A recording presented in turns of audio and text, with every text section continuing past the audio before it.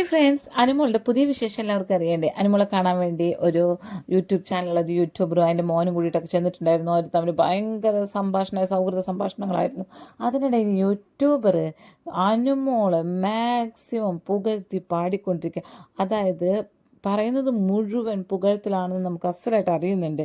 അതുമാത്രമല്ല, ഇപ്പോൾ യൂട്യൂബിൽ ഇങ്ങനെ പുകഴ്ത്തിയത് കൊണ്ട് തന്നെ എനിക്ക് 19,000 സംതിങ് സബ്സ്ക്രൈബേഴ്സ് ഒറ്റയടിക്ക് കൂടിയെന്ന് പറയുന്നു. അപ്പോൾ ഇതൊക്കെ തന്നെയാണ് ഒരുവിധം പുതിയ പുതിയ യൂട്യൂബേഴ്സ്, തുടർന്ന് വരുന്ന എല്ലാ യൂട്യൂബേഴ്സും ചെയ്യുന്ന പുതിയ തന്ത്രങ്ങൾ.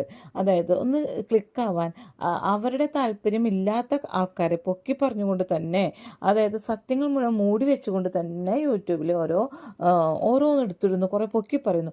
പക്ഷേ ഇതിൽ നിന്നും ഞാൻ വ്യത്യസ്തയായി നിൽക്കുന്നത് എന്താണെന്ന് വെച്ചാൽ, എൻ്റെ മനസ്സിൽ തോന്നിയ, എൻ്റെ ശരിയെന്ന് തോന്നുന്ന കാര്യങ്ങളാണ് ഞാൻ യൂട്യൂബിൽ കൂടി പറയുന്നത്. അല്ലാതെ റീച്ച് മാത്രം പ്രതീക്ഷിച്ച് ആരും ഒന്നും ചെയ്യരുത്. നമ്മുടെ മനസാക്ഷിക്കനുസരിച്ച് നമ്മൾ പെരുമാറണം. അപ്പോൾ എന്തൊക്കെയാണ് കാര്യങ്ങൾ നമുക്ക് നോക്കാം. വ്യക്തിപരമായിട്ട് ആരോടും നമുക്ക് ദേഷ്യമില്ല. നമ്മൾ അവിടെ ചെയ്ത് വെച്ച കാര്യങ്ങൾ മാത്രം, ആരെയും അധിക്ഷേപിക്കുന്നില്ല. ഓക്കെ, എൻ്റെ ഈ യൂട്യൂബ് ചാനൽ എല്ലാവരും ഒന്ന് സബ്സ്ക്രൈബ് ചെയ്യുക, ഷെയർ ചെയ്യുക, ലൈക്ക് ചെയ്യുക, ബെൽ ബട്ടനും കൂടി അമർത്തണേ. അതുപോലെ കമൻറ്റും കൂടി ഇട്ടോളൂ കേട്ടോ.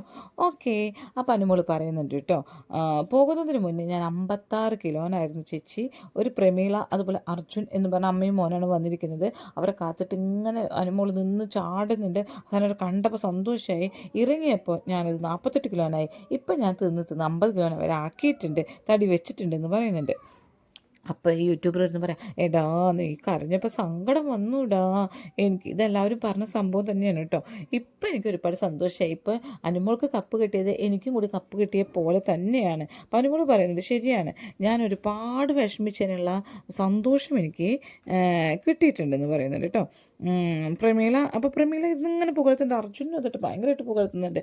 അവിടെ വെച്ച് ആരെയൊക്കെ കാണുന്നു, എന്തൊക്കെ ചെയ്യുന്നു എന്ന് ഞാൻ ചിന്തിക്കാറില്ല ചേച്ചി. എനിക്കിപ്പോൾ നമ്മുടെ വീട്ടിൽ എന്തെങ്കിലും പ്രശ്നം ഉണ്ടായിക്കഴിഞ്ഞാൽ നമ്മൾ എന്തെങ്കിലും ചിന്തിക്കാറുണ്ടോ? നമ്മുടെ വീട്ടിലെ ആൾക്കാർ, പുറത്തുള്ള ആൾക്കാർ കേൾക്കുമോ ഒന്നും നമ്മൾ ചിന്തിക്കാറില്ലോ. നമുക്ക് ദേഷ്യം വന്ന് നമുക്ക് പലതും പറയാറില്ലേ എന്നൊക്കെ അനുമോൾ ചോദിക്കുന്നുണ്ട് കേട്ടോ. അത് ശരിയാണ്. അപ്പോൾ അർജുനും പ്രമീള അനുമോൾ എന്താണ് പറയുന്നത്? അത് ശരിയാണ്. പക്ഷേ സബ്സ്ക്രൈബേഴ്സ് കൂടണമല്ലോ, അതുകൊണ്ട്. അപ്പോൾ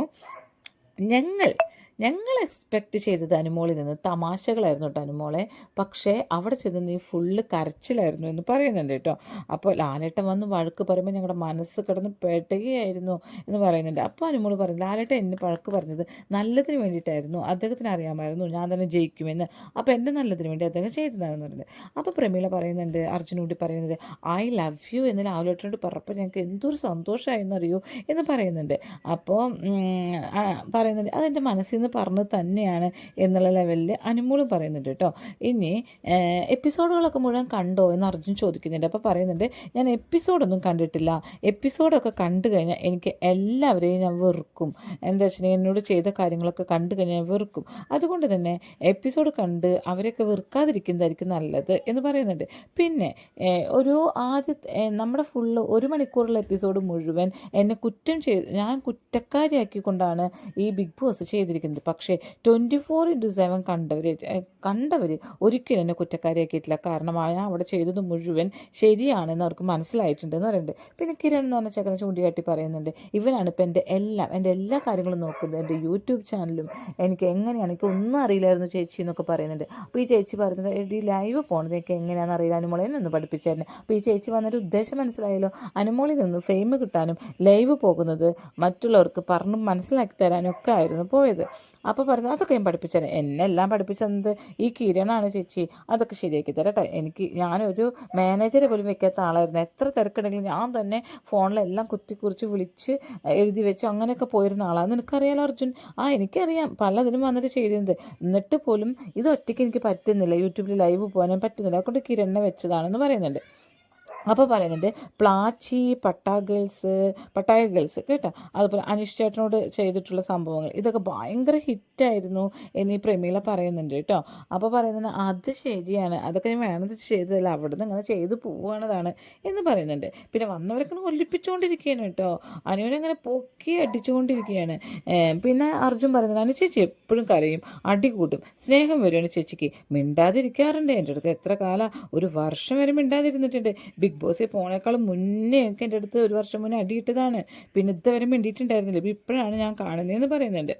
അപ്പോൾ അനു പറയുന്നുണ്ട്, ഞാൻ അങ്ങനെയാണ്, എനിക്ക് ദേഷ്യം വരുമ്പോൾ ദേഷ്യം കാണിക്കും, സങ്കടം വരുമ്പോൾ സങ്കടം കാണിക്കും. സ്റ്റാർ മാജിക്കിലൊക്കെ പോകുന്ന സമയത്ത് എന്നെക്കാളും ചെറിയ കുട്ടികൾ പോലെ എന്നെ വന്ന് കൊഞ്ചിക്കാറുണ്ട്, അതുപോലെ തന്നെ എന്നെ സ്നേഹിക്കാറുണ്ട്, എല്ലാവർക്കും എന്നോട് സ്നേഹമാണ്. അനുമോൾ പറയുന്നത് അതൊക്കെ പ്രതീക്ഷിച്ചിട്ടാണ് ഞാൻ ബിഗ് ബോസിൽ പോയത്, പക്ഷേ എനിക്ക് അവിടെ സ്നേഹമല്ല കിട്ടിയത്, അപ്പോൾ എൻ്റെ മറ്റൊരു മുഖം അവർക്ക് കാണേണ്ടി വന്നു എന്ന് പറയുന്നുണ്ട്. ഞാനൊരു ബിഗ് ബോസ് മെറ്റീരിയലല്ല, ഞാൻ സ്റ്റാർ മാജിക് മെറ്റീരിയലാണ്. അത് പലപ്പോഴും ഞാൻ പലരിടത്തും പറയാറുണ്ട്. കാരണം എന്താ വെച്ചിട്ടുണ്ടെങ്കിൽ എനിക്ക് സ്റ്റാർ മാജിക് ചിരിപ്പിച്ച് കൊഞ്ചിച്ച് കളിപ്പിച്ച് അങ്ങനെ തമാശ പറഞ്ഞിരിക്കുന്ന ഒരു സ്റ്റാർ മാജിക്കാണ് ഇഷ്ടം. ഇവിടെ അങ്ങനെ പ്രതീക്ഷിച്ച് പോയി കഴിഞ്ഞാൽ ഒരിക്കലും നടക്കില്ല. ഇവിടെ എല്ലാവരും ഗെയിം കളിക്കാൻ വന്നത്, മറ്റുള്ളവരെ എങ്ങനെ താഴ്ത്താം എന്ന് നോക്കിയിട്ട് വന്നതാണ് എന്ന് പറയുന്നുണ്ട് കേട്ടോ. അപ്പം പ്രമീള പറയുന്നത് അനുമോൾക്ക് കപ്പ് കിട്ടിയത് നമുക്കും കിട്ടിയ പോലെയാണ് കേട്ടോ.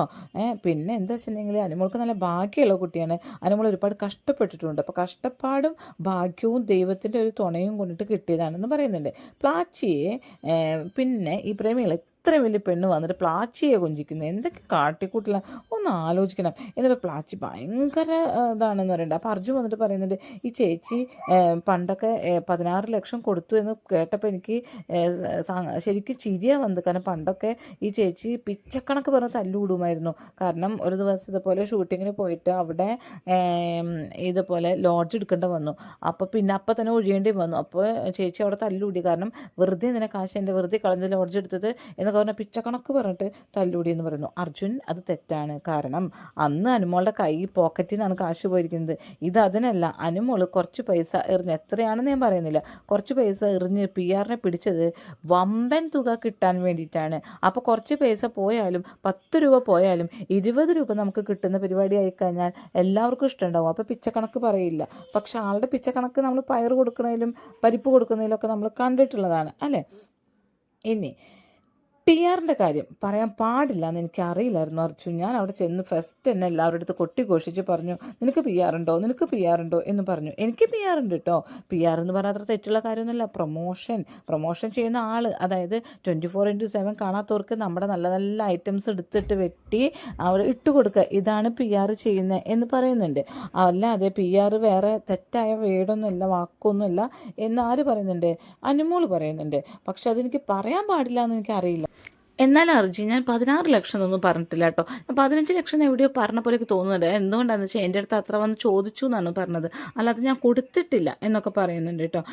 അപ്പോൾ ഈ ചേച്ചി പറയുകയാണ്, കാറ് കിട്ടിയതിന് മോളെ ഇല്ല, പക്ഷേ കാറ് ഞാൻ വിൽക്കില്ല ചേച്ചി, കാറ് ഞാൻ കൊടുക്കില്ല. കാരണം എന്താ വെച്ചാൽ വളരെ കഷ്ടപ്പെട്ട് കിട്ടിയതാണ്. ഇതുപോലെ തന്നെ കഷ്ടപ്പെട്ട് മേടിച്ചതാണ് മറ്റേ കാറ്.